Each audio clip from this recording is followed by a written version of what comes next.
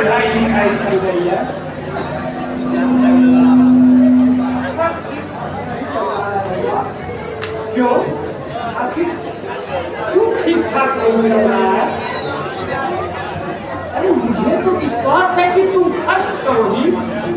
नहीं बेटा, उस समय मेरे लिए नहीं रहा जो पहले था। क्यों पूजा? आखिर तुम्हें क्या हो गया है? आज तुम क्यों लग रही हो? आखिर क्या हुई है तुम्हारे साथ? कहीं किसी ने तो बदसलूकी नहीं की है? मेरे ऊपर बहुत बड़ा जुर्म हो रहा है भैया। मैं अपने आप को संभाल नहीं पा रही हूँ। मुझे रास्ता बताओ भैया। मैं मझधार में खड़ी हूँ। चुप हो जाओ मेरी बहन।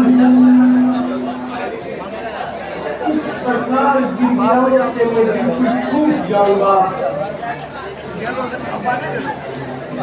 मैं प्रलय मचा दूंगा पूजा, प्रलय मचा दूंगा। क्या करूं भैया? आंसू और दर्द के सिवा मेरे पास बचा ही क्या है। कभी कभी तो ऐसा लगता है कि जहर का खाकर आत्महत्या करना। नहीं पूजा, ऐसी बात तुम दोबारा अपने मुंह से मत निकालना। यदि एक समस्या है भैया जिसे मैंने आज तक आपसे छुपा कर रखी है। मैंने सोची कि शायद बिना आपको बताए इसका हल हो जाएगा, लेकिन हो न सका। एक भाई को ऐसी बातें तो सुनी नहीं चाहिए थी, लेकिन मेरी जिंदगी का सवाल है, इसलिए मैं सुना देती हूँ।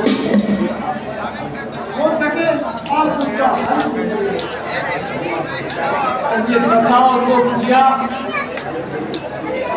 अरे मेरे सामने बोलने से क्यों झिझक रही हो? मैं अपने दीदी के पूर्व सागर से प्यार करती हूँ और उसी से शादी करनी चाहती हूँ, लेकिन मेरे पिताजी को ये रिश्ता मंजूर नहीं। बस इतनी सी बात के लिए तुम रो रही हो? अरे सागर ने तो पहले ही मुझे ये सारी बातें बचा चुका है। बात छोटी नहीं है भैया, मेरे लिए बहुत बड़ी है। डैडी का कहना है कि मैं एक घर में दोनों रिश्ते कभी नहीं करूंगा। ये समाज के मान मर्यादा के खिलाफ है। तुम्हारे पिताजी को भ्रम हो गया है पूजा। यदि एक घर में दो रिश्ता कर लूंगा तो समाज में लोग उन्हें ताने देंगे। लोग कहेंगे कि नागराज दहेज के चलते एक ही परिवार में दोनों बेटियों की शादी कर डाली। लेकिन ये सब केवल भ्रम है। समाज में रोज ऐसी शादियां होती है। डैडी का सिर्फ यही एक अंधविश्वास है भैया, जिसके कारण वो हमारी शादी वहां नहीं करना चाहते। आज मेरे भैया दूसरे जगह रिश्ता देखने गए हैं।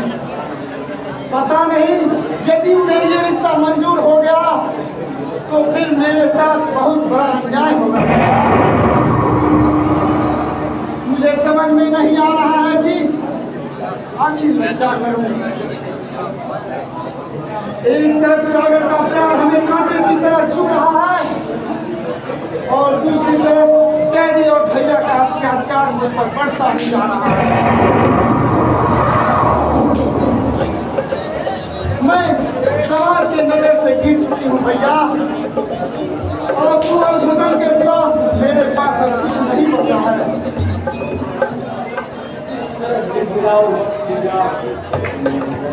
अगर तुम यदि रोगी मेरा यह भाई अपने आप को और मैं आज से तुम्हारे घर के हरेक गतिविधियों पर नजर रखूंगा। मैं स्वयं जाकर नागराज चाचा को समझाने की कोशिश करूंगा। उनके ऊपर से अंधविश्वास का पर्दा हटा डालूंगा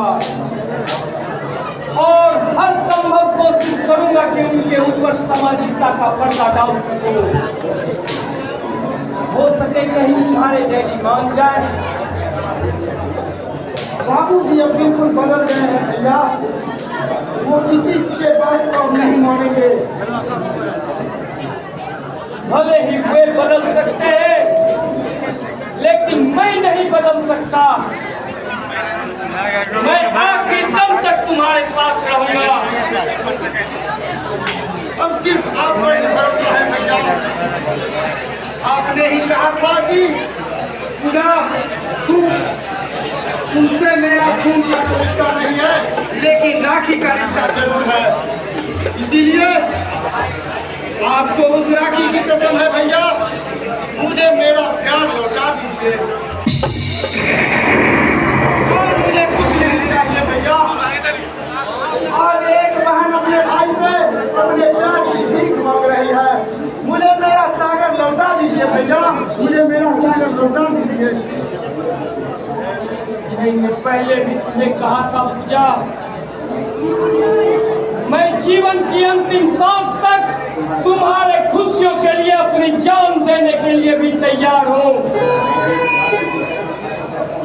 मैं आज राखी की कसम खाकर कहता हूँ कि